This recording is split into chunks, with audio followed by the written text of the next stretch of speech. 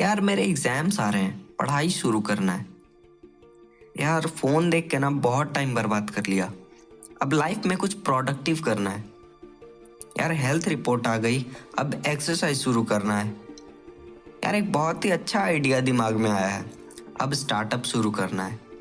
तो भाई कब से शुरू कर रहा है? देखता हूँ, फिलहाल तो एक छोटा सा काम है, उसे पूरा करना है। मंडे से शुरू करूँगा, एकदम नए सिरे से। अबे यार याद आया, मंडे को तो मम्मी को शॉपिंग पर लेके जाना है। पूरे दिन बिजी हो जाऊंगा, फिर थोड़ा भी टाइम नहीं मिल पाएगा। चल देखते हैं, ट्यूसडे को फ्री हूँ, ट्यूसडे से ही स्टार्ट करता हूँ। अब आपको क्या लगता है, ट्यूसडे से वो काम शुरू हो जाएगा? अगर हाँ तो सुनो, ये आलसियों का ट्यूसडे है और ये कभी नहीं आएगा। जो लोग अपने सबसे इम्पोर्टेंट काम को टालने की आदत बना लेते हैं वो लाइफ में कभी सक्सेसफुल हो ही नहीं सकते, सक्सेस कभी अचीव कर ही नहीं सकते। टालना एक बहुत बुरी आदत है और ये एक ऐसी आदत है कि अगर किसी को लग गई तो वो टाइम के साथ साथ और बढ़ती ही जाती है, बढ़ती ही जाती है। और जिसे ये आदत लगती है ना, वो लाइफ में कुछ कर ही नहीं पाता। मतलब सच में उसकी लाइफ की लग जाती है। आप अपने अंदर आज ही झांक कर देख लो कि कहीं ये आदत आपके अंदर भी घर तो नहीं बना रही, क्योंकि इस आदत को पनपने देना मतलब आप खुद से खुद को ही बर्बाद कर दोगे। और टालने वालों की लाइफ ना उसकी आंखों के सामने बर्बाद हो रही होती है, फिर भी वो कुछ नहीं कर पाता, बेचारा बनकर रह जाता है। तो आज ही कोई काम शुरू करने से पहले सोच लेना कि अगर कोई और काम इससे ज्यादा इम्पोर्टेंट है तो मैं ये क्यों कर रहा हूँ। मैं इस फालतू से काम को या कम इम्पोर्टेंट काम को कर ही क्यों रहा हूँ, अगर मेरे पास इससे ज़्यादा इम्पोर्टेंट काम बाकी पड़ा है।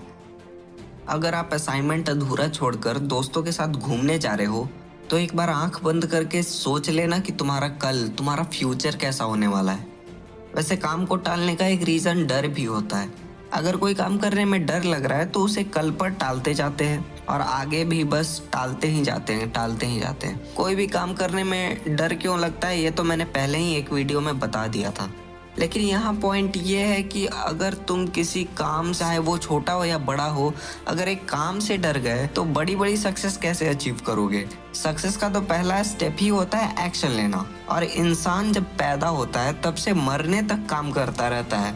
तो ऐसा कौन सा काम है जिसको नहीं करने के लिए खुद को बेवकूफ़ बनाए जा रहे हो। अरे बेड पर पड़े पड़े सोचना बंद करो, उठो और काम करना शुरू करो। छोटे लेवल से ही सही, लेकिन स्टार्ट तो करो।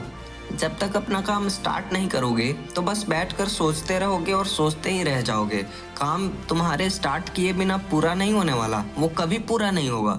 जब तक तुम उठोगे नहीं बेड से, काम को शुरू नहीं करोगे और उसमें मेहनत नहीं करोगे, उसमें फोर्स नहीं लगाओगे, एफर्ट नहीं लगाओगे, तब तक वो काम खत्म नहीं होने वाला।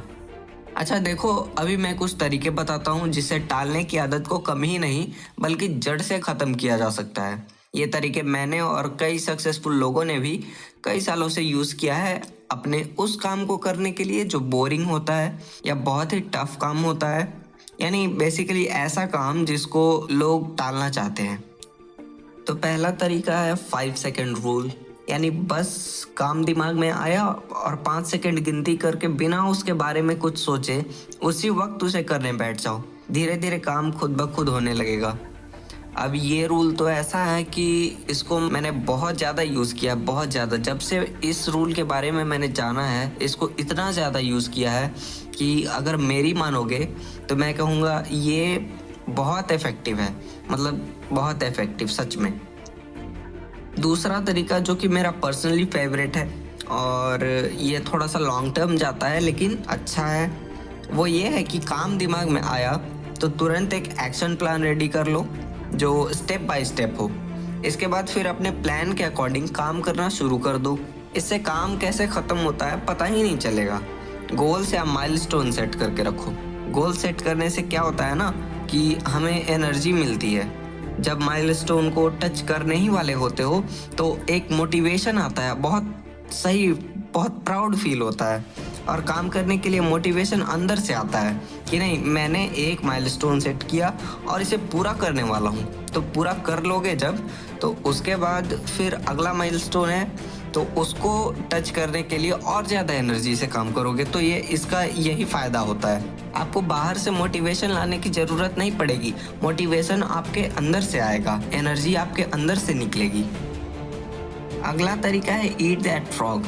ब्रायन ट्रेसी की इस बुक में ऑथर ने ये कहा है कि जब आप प्रोक्रेस्टिनेशन यानी टालने की आदत को तोड़ने जा रहे हो तो शुरुआत छोटे काम से नहीं बल्कि बड़े काम से करो, क्योंकि वो बड़ा काम ही आपके प्रोक्रेस्टिनेशन की वजह होता है। और जब हम छोटे काम को पहले कर लेते हैं और बड़े या टफ काम की बारी आती है तो बहाने सोचने लगते हैं कि आज तो इतना काम कर ही लिया है, अब एक काम ही तो बचा है, ये कल कर लूंगा, और वो काम फिर टलने लगता है।